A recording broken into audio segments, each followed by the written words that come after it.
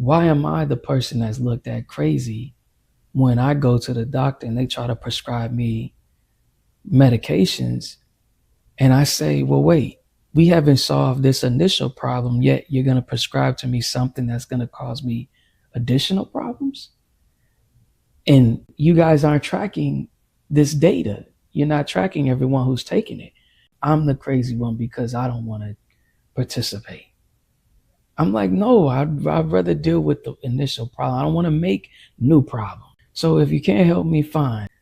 I'm not trying to be a pain or cause anyone problems, but people are looking at me like I'm crazy. It's like, why does it make sense to think that you can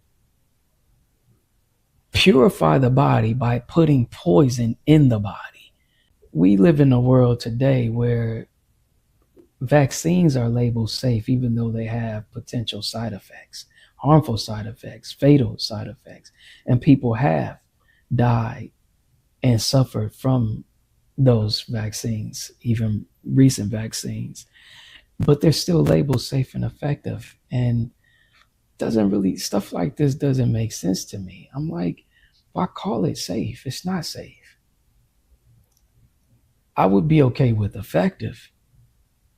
And I'm a logical guy and I'm reasonable. It's this whole idea behind the world is dumb, citizens are dumb, or they need to be told what to do, and we need to lie to them or deceive them in order to get them to do the right thing. But what we do understand is that given the history, that if you have enough resources, meaning human resources, people, and the funds, you can do some amazing things. Here I want to do something meaningful.